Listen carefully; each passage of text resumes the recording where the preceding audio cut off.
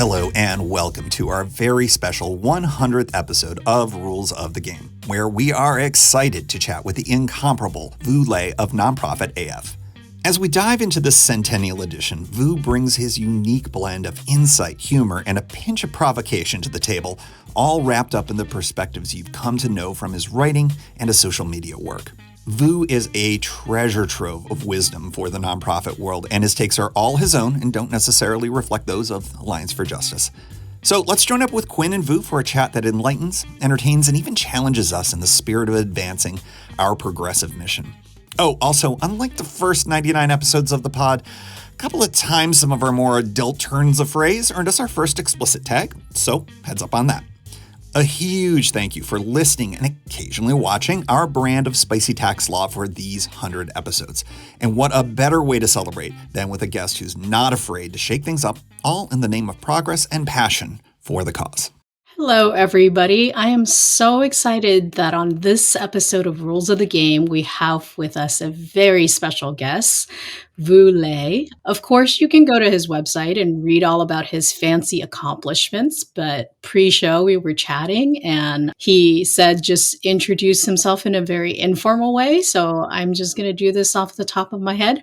Vu Le has been in and out about the nonprofit space for many, many years. And he says that he's the guy who writes stuff about nonprofits and foundations and funders and things like that. And his blog is at Nonprofit AF. It is extremely insightful and entertaining. And if I've missed anything else about your intro, Vu, please fill in the gap. Yeah, thanks, Quinn. Thanks, Tim, for having me here. I'm glad to be here. Well, we're really excited to have you on the show, Vu, as I'm playing around with the cameras here. So if you're listening to this, this probably makes no sense, but we do have this available on video over on our YouTube page. So your introduction does a bit of a disservice in the sense because you're a prominent voice, a prominent space within the nonprofit community. And if you're not familiar with Vu stuff, please make sure you go to Nonprofit AF. And yes, it does stand for what you think it does.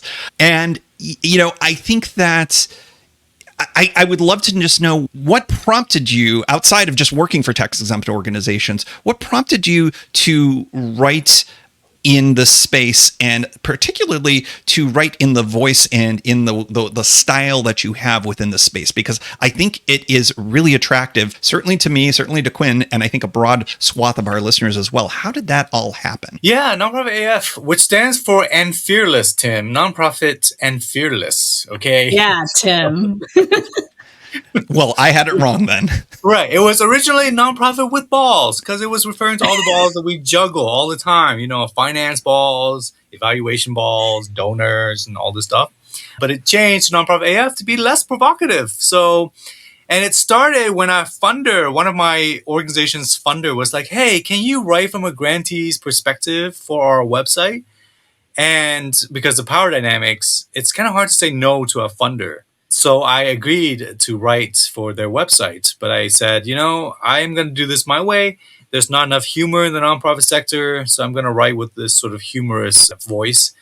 And it kind of started catching on, and then it spun off into its own thing about a decade ago, and it's been going pretty strong since then. I feel like that you and a couple of other people in my career path have essentially given me permission to be a little bit more jokey, be a little bit more casual in my presentation. So first of all, I need to say thank you.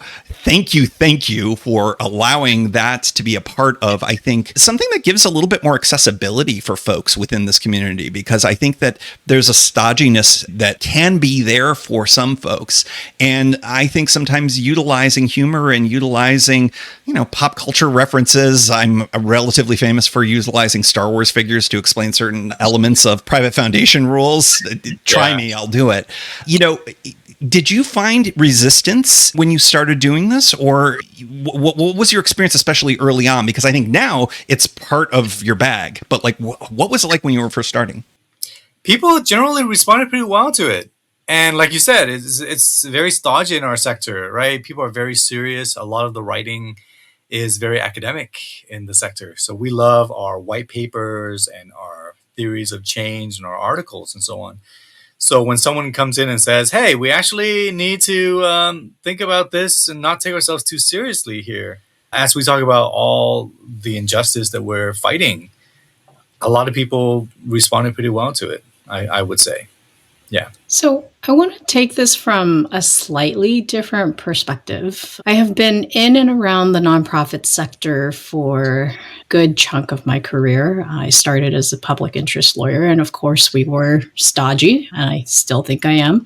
There aren't a lot of minority voices, especially Asian Americans. So, when I saw your prominence in the nonprofit space, I was very happy to see that. And in fact, in going to conferences and other things in the nonprofit space, I still don't see a lot of that representation.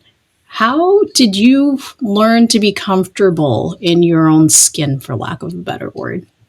Yeah, I think it's kind of like going to the gym, honestly. I mean, theoretically, The 'cause gym. I've never been to a gym, so I don't know. But I think it's kind of like if you keep doing something for a while, you just become used to it. I am actually introverted by nature. I don't really enjoy being in the spotlight and so on. So, but if you keep doing it enough, then you just develop the skills for it. And I would encourage everyone, who's thinking about getting your voice out there and to be heard, especially people from marginalized communities. Like, we need your voice out there. And you may think, oh, I don't have the skills. Well, you actually develop these skills by just doing more of it. Do you have any advice for folks for finding their voice? Because what I've noticed a lot of times when people first enter into the nonprofit community is there tends to be a lot of, copy what they see and experience, because it's sort of like, okay, well, that's a safe space that's to occupy. If this person who's my boss or my boss's boss has that kind of a voice, I won't be misserved if I mimic that. How do you break out of that? How do you find your own unique voice in this community? Well, I think it's important to remember two things. One is that everything is made up, right? All of it. All the stuff that people are teaching you, I mean, they learned it from other people. But overall, it's just things are all made up. So all of these things that you think are immutable, they're really not. So if you kind of believe that premise, then you can make up your own stuff too, right? And the other thing I would say is that, I don't know, you just think about all the things that you're passionate about, all the things that make you angry, right? And the blog kind of started kind of humorously, but then as it got along, I started thinking about all the things that I get annoyed at in the sector. So like one of the very first things that I was ranting about was about overhead in the nonprofit sector, right? Because this is still a major thing that people are still focused on, which is like, like overhead is a bad thing. We don't want to fund garbage expenses like staff salaries and utilities or rent or insurance or whatever. We only want to fund important things such as computer equipment for people or whatever. I don't know. So I started kind of getting angry about that. I started getting angry about some of the lack of salary transparency, about how we're trying to fight inequity and yet we don't disclose salary on our job postings, and then have people go through 5 rounds of interviews, and then at the end they can't live on what we're offering to pay them. We would have saved everyone time if we had just disclosed the salary, right? So I got very mad about that. So I would encourage people to think about like what makes you mad, and like just make a list. I appreciate a colleague, Hildy Gottlieb from Creating the Future, who told me like, make a list of all the things that piss you off, because those are likely the things that you will be most passionate about and can speak most cogently on. So, and there's endless amounts of things to get pissed off about, like in our world. Like if you're in the sector, you're going to get pissed off about all sorts of things. I was going to ask you how much you charge for therapy, but now you're asking us to be mad. So maybe I should get mad instead of go to therapy. I think that's a form of therapy, though. I don't, screaming in pillows or something like that, or is that something I saw on Mad Men or something? Oh yeah, you can scream into pillows, but I like to channel it into a blog post and then have pictures of baby animals, on the side to talk about. Like, one thing. I mean, we're going to talk about this. Like, one thing that really pisses me off is the lack of investment in advocacy. Right? That's probably something that pisses off all 3 of us. How funders are like, "Whoa, we don't want this money to be spent on advocacy." So the money that they do want to give to nonprofits, they restrict it so that nonprofits can't spend it on advocacy work, which I think is so short-sighted. It's ridiculous. You know what's funny, Vu, is I've been with Alliance for Justice in 2 different stints. And when I first started in the early 2000s, I would be doing presentations to funders, to private foundations, where I literally was censored. I was not allowed to say the word advocacy. Fast forward to 23 years later, and now I'm doing presentations to funders where not only are they okay with it, not all of them universally, but I'm seeing a major, major sea change in not all of them, but some of them are really, really embracing the concept of advocacy as a vehicle to get work done. But then there's the ones that you recognized right now that are still stuck in 2001. Have you seen movement like that, or is it just me that I'm just lucky that I've caught the right organizations in the last few years? Yeah, I don't know. I think they're a little bit less resistant to it, but I think they're still pretty resistant to it, right? Quinn, you probably work with more of them. I'd love to hear your perspective on like what's been going on with these funders, because I haven't been seeing a lot of changes here.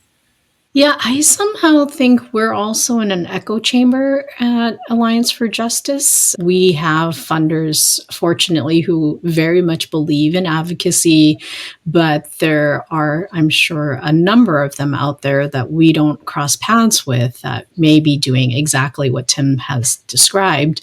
I don't know. Amongst the 3 of us, I think I'm the newest to the advocacy space. I've really only been doing this full time for 5 years, and there's still a lot of things that I am learning. So I feel very much like, oh, I'm learning the rules of how things are done as opposed to how do I think things should be done. So when you write some of the things that are very obvious to you may not be as obvious to me. And I think about the pipeline of people who are coming in, whether directly from school or from a different career change and how they perceive it.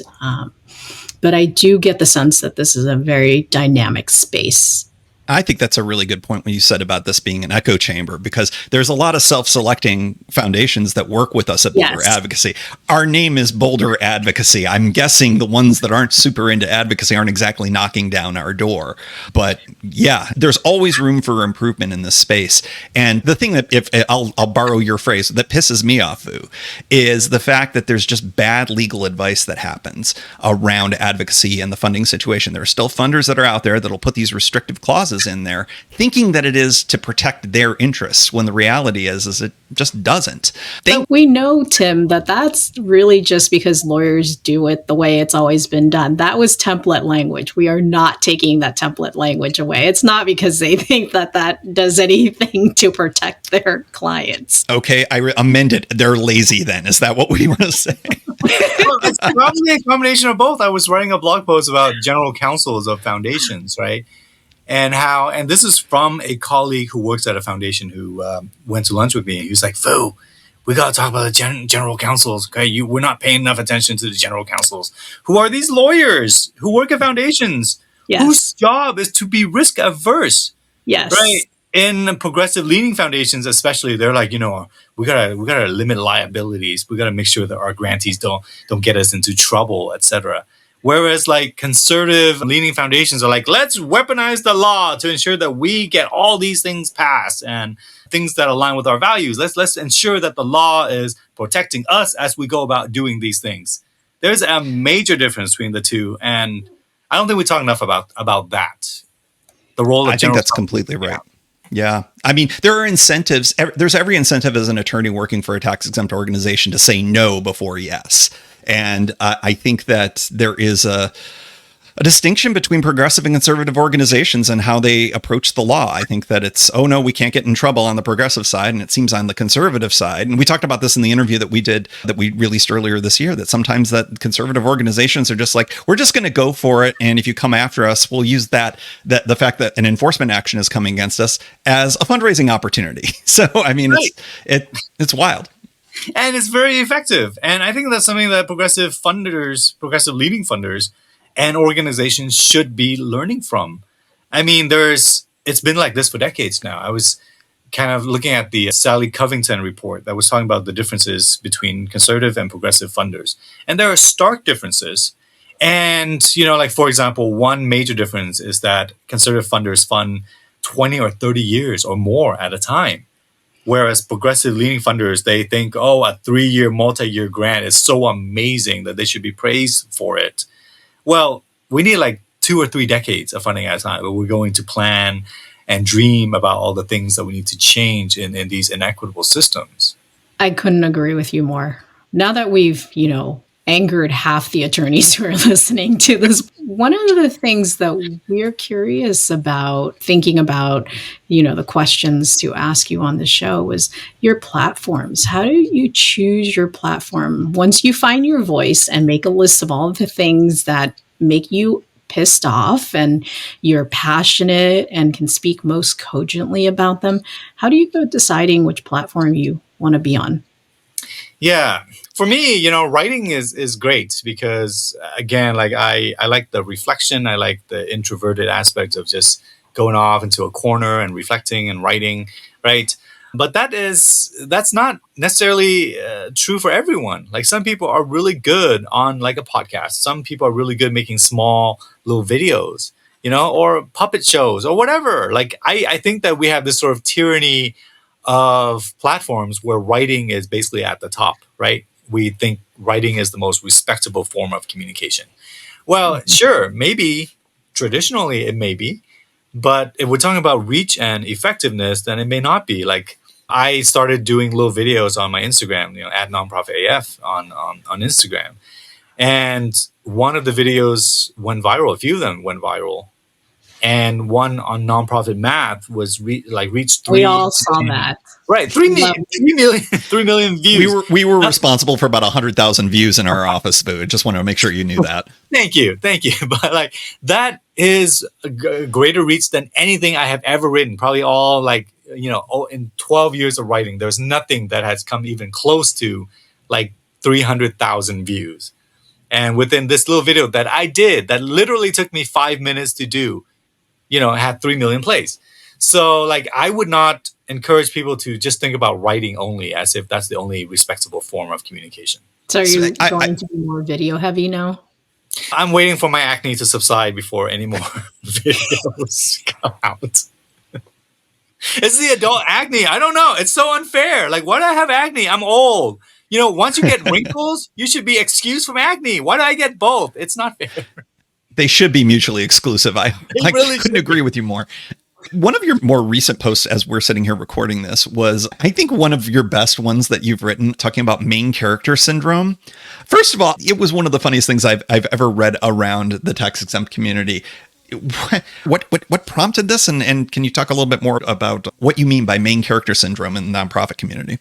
Yeah, well, that was prompted by when I was writing about funders' need for snowflake applications and snowflake reports, which we've kind of reinforced in all these funders and donors, that you deserve to know exactly where your money went.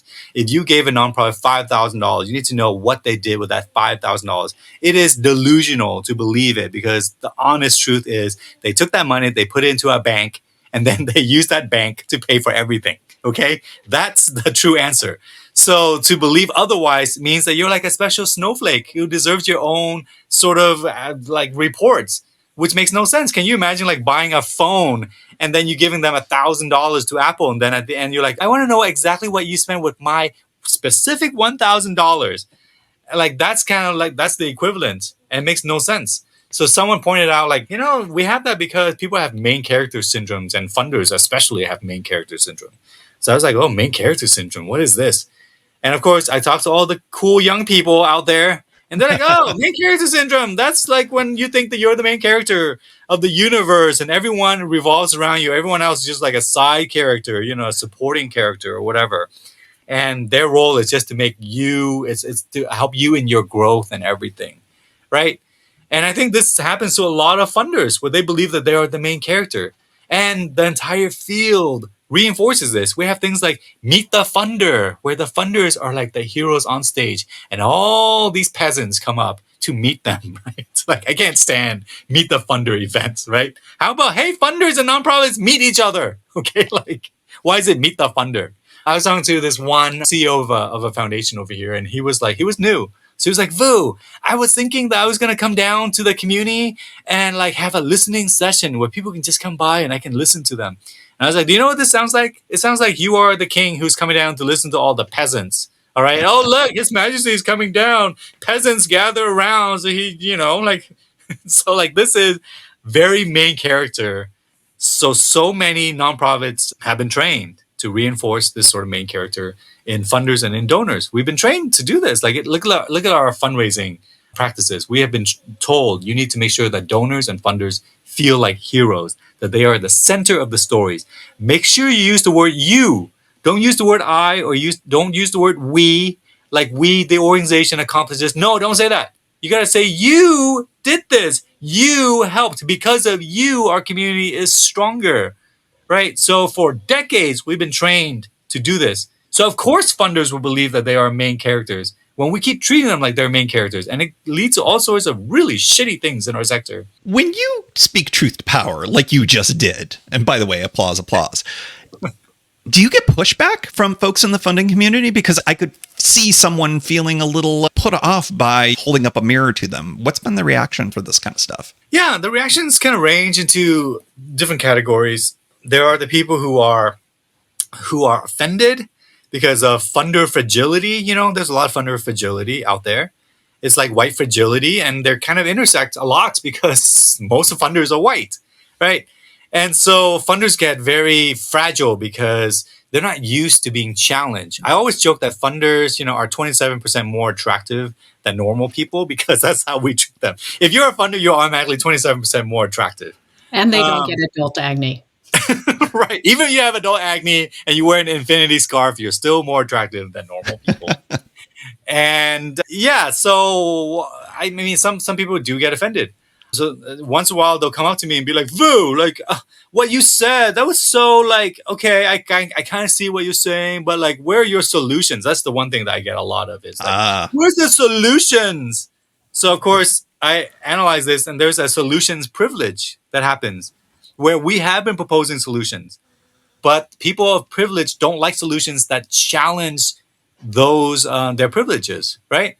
So like I say solutions like, hey, what is the solution for all this philanthropy issues here? Well, the solution is for people to pay their fair share of taxes, and for family foundations to pay their fair share of taxes, for corporations to stop exploiting their workers and to provide them with living wages and so on. And then nonprofits and foundations can like stop existing in the same degree and intensity that we've been existing in.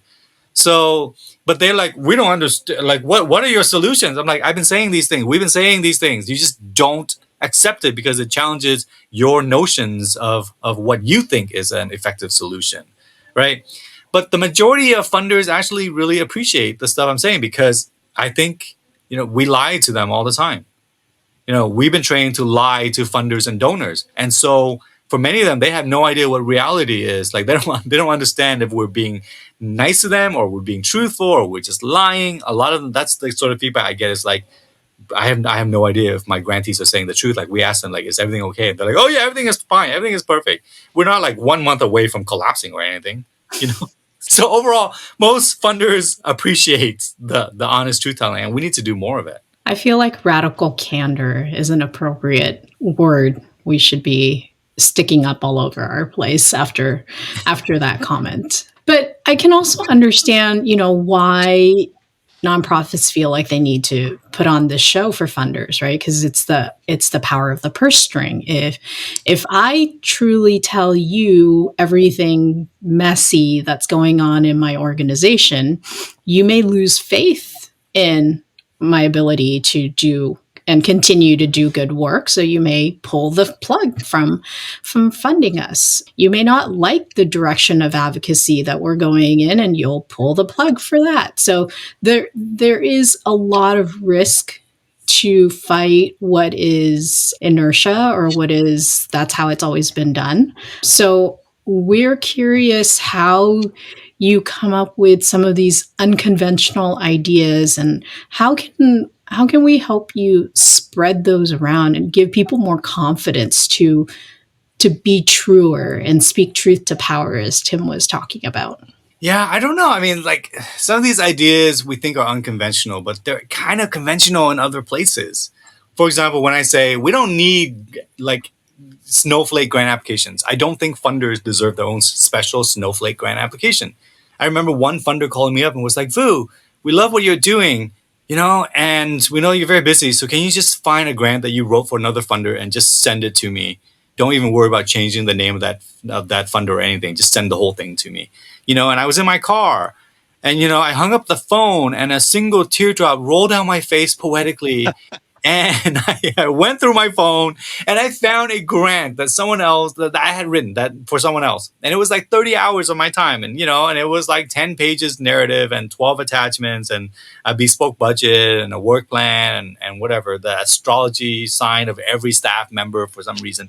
And I just forwarded the whole thing to this funder. It took me literally 3 minutes and we got like $200,000 for my organization. Right. So the idea that we can every nonprofit just have one proposal. I'm going to call it the one proposal, like the one ring of power in Lord of the Rings. Okay. Right. It's like every nonprofit has the one proposal.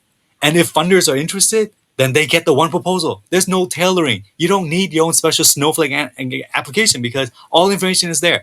Now, that sounds really radical. People are like, oh, Vu, that is so radical. Like, that is not radical or unconditional. Or unconventional. If you think about it, like if you decide to open a cupcake store or something, the first thing you probably do is do some research and then you write a business proposal, right? Then you would go and try to talk to investors and banks and stuff. But can you imagine going to a bank and they're like, we want to see your market analysis, but only in 500 characters. And then another investor is like, we want to see your market analysis, but in 1,000 characters and in iambic pentameter or whatever it is, like that makes no sense. Businesses don't have to do that. Why do we have to do this? So it's unconventional because we've been putting up with bullshit for so long that we think that it is conventional, that all this bullshit. When the reality is that the bullshit is unconventional. I'm thinking, I wrote quite a number of applications for college, different colleges at different criteria. And that's been on top of my mind because I was listening to a podcast about some universities asking for the ACT and the SATs again as a way to admit students. And I hear what you're saying about how it's not conventional in some aspects, but I also see that we have been conditioned in other aspects of our lives to say, oh yeah, if you want to get into this area, you have to play by these rules, right? I can't just declare myself an attorney. I had to go through law school. I had to take the bar exam, whether or not I agreed with it. Well, yeah, I agree. There's certain things like you can't just like do whatever. I think the thing about grant proposals or university applications, and universities have started kind of moving, I think, at least for a while into this universal application, right? Common application. And some funders are starting to do that as well. But the important thing for the funders is that they get this information that they need. And funders ask for the same things, right? They ask for what is your community's need, or what is the research to back that up, what is your program, what are your outcomes and metrics, what's your evaluation, what's your budget, what's your work plan, etc. They all ask the same thing. But they just want these in like different formats, which makes no sense. So we can actually focus on like, what is information? How do we get this information to you where you get all the information you need, but you don't waste nonprofits' time? So going back to main characters, like we think we've normalized the wasting of nonprofits' time. And we think that funder and donors' time is sacred, right? That it's not okay to waste funders' time, which is why we got to have like applications that are 500 characters, in each letter or whatever. It takes you like 10 seconds to read a longer answer, but it may take me like 15 minutes to cut my previous answer down to your character limit. So why is that okay to waste my time, but not your time? I'm going to calm down because I have high blood pressure issues now. All very fair point. And again, radical candor. Tim. Speaking of waste of time, this is what we call segue in the biz. Vu, have you been paying any attention to the hearings in Congress lately about the nonprofit sector? And do you have a take on kind of the politicization of nonprofits in that context, or really in any other? We sort of sit in our DC office just sort of shaking our heads at the whole thing. What's your take? Oh God. I mean, I think in some ways it means that it's working what we're doing, right? I think like Mm. the attacks against DEI after like the fall of affirmative action, and now people are suing venture capital firms or nonprofits that are trying to move more resources to Black-led organizations or Black women or other marginalized communities and people, and it's very discouraging. And I think I do think, yeah, it's what we're doing is actually working. And that's why people are scared. That's why like extreme people who are for the status quo, who are for injustice, who are completely ignorant about what injustice actually is, they're scared because it's actually working what we've been doing. I'm also very frustrated though by our sector because instead of like going back to what we were saying, Tim and Quinn, in the beginning, which is like progressives, we tend to run scared. We are so risk averse. What we should be doing is like go full force out there, using using funding, hiring lawyers who have an equity mindset to really fight against these things instead of just cowering to them. I am so appreciative of the funders and nonprofits who are still fighting these forces that are out there, and we need to do a much better job protecting these organizations, and the leaders. That's like one of the weaknesses of progressive movements is that we don't protect our leaders. I was talking to Angie Kim of Center for Cultural Innovation, CCI, and she said something that was just like haunts me, which is that conservatives protect their people. They use legal means or whatever to protect their people because they understand that individual leaders are incredibly important for the movement. So if you are, I don't know, you could be Kyle Rittenhouse and you could murder protesters. You would still get legal support. You probably get a book deal later. You probably get, I don't know, like look at Sean Spicer who got like a gig on Dancing with the Stars, like the conservative movement will rally around you.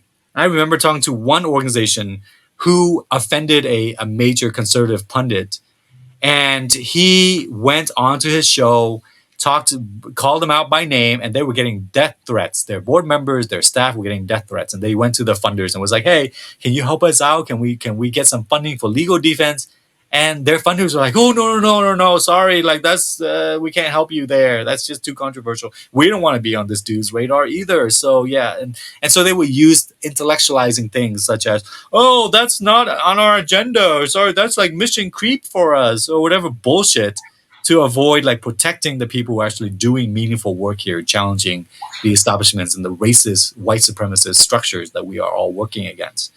So we should be on the forefront, like really rallying all of our resources to fight back against these movements that to protect the status quo and to protect white supremacy and patriarchy here, not cowering. Here, here. I know. I didn't know how else to respond to that.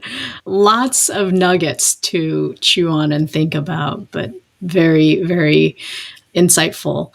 I'm curious. We spent a lot of time, talking about what's wrong with the nonprofit community. What do you see that's working that's right? Like, what should we be celebrating? Because we can't all be doom and gloom. Nobody will listen to us if we just came on and said the world is coming to an end. No, I love nonprofit and I do love philanthropy, even though I criticize both all the time, and I made a career out of it. Like a philanthropy dominatrix is kind of what I was called. But anyways, I criticize our sector because I love our sector. If I didn't love our sector, I would just leave and find something else to do. But I really love the work and I love the people in it. And I see our work as like I see our sector as like air, right? Whereas other sectors are like food. People can see food, they take pictures of food, they call themselves foodies. But our sector is air. And people do not appreciate air because it is invisible, even though it is just as vital as food. People don't appreciate, for example, senior centers until they start aging or their parents start aging. And now they're like, oh my gosh, the senior center is so amazing. All the community, all the resources, that is so great. But until it affected them, they never thought about senior centers. Right? And that's basically the entire sector is like that. So I always say that our sector is like air. We allow our communities to breathe and we are underappreciated and we're invisible. And so I'm deeply appreciative of our sector. And so many of the achievements we've made in terms of civics and societal progress It's because of nonprofits. I mean, we look at marriage equality. It's because so many organizations and advocates and lawyers and nonprofits and funders and donors work together to start driving this change for years and years, right? It didn't just suddenly magically happen that the Supreme Court was like, oh, okay, marriage equality, everyone. Like, no, it's like decades of us working.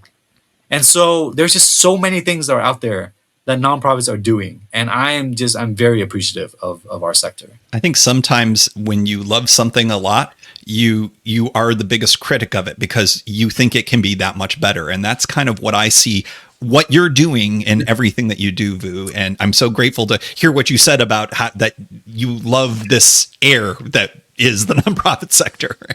Absolutely. Yeah. I criticize because I care. It's like a Vietnamese parent, None of us know what that's like. I was going to say 2/3 of this screen definitely understand it better than 1/3 of it. But that being said, I'll take lend you my parents anytime, Tim. Sounds good. I'm there. Vu, is there anything that you just kind of like wrap this up in a little bow? We're sitting at the beginning of 2024 as we're sitting here. What do you see this year offering for the nonprofit sector? Do you think that the election is going to make this a gigantic show of some form, or will we be able to avoid all of that and get things done? What's your take? Last year I was writing just predictions for the sector for last year, right? And it was just like, oh, AI is going to be a big thing in our sector. Co-leadership is going to be a big thing. 4-day work weeks, and boards are going to start looking a little bit different. And as people explore different board models, because the traditional board model is just terrible and it's oftentimes destructive. And I started thinking about this year. And this year has been very challenging because one is we have the election that is coming up. And normally we'll be galvanized. But I see a lot of people being very disaffected because of what's the US's response to what's been happening in Gaza and all of it. And a lot of us are just like very, I don't know, like cynical about the people we elect, right? If there's been so many demonstrations and call for a ceasefire and our government is still like out there. And I have been taking a lot of flack because I've been calling it out. I've been calling for a ceasefire. I've been asking our community and our nonprofit community to really stand up and call for a ceasefire and to an end to like all the horrific things happening against women and children and just innocent civilians just in Gaza and the West Bank and elsewhere. And I don't know. I think people in our sector are getting frustrated. So I can't really predict what will happen here. Because normally we'd be like, yeah, we need to work together and start getting people to vote. And I still think that's very important. But in order for that to happen, like we need to start really mobilizing people and our elected leaders to start listening to its constituents when like the majority of us are supporting a permanent ceasefire. And our sector is either silent on it, or our sector leaders are silent on it, and our political leaders have been not only silent on it, but actually like supporting the aggression against civilians. And that is something that I think is going to have some major implications for our sector and our society. Vu, thank you so much for joining us here today. We are so grateful for your time, for your thoughtfulness, for your role in the nonprofit sector. Of course, folks can see Vu's great work over at nonprofitaf.com, which apparently the AF means something different than I always thought it was. Just today I learned. And fun. Nonprofit and fun. That's exactly right. Thank you so much for joining us today. Thank you, Tim. Thank you, Quinn.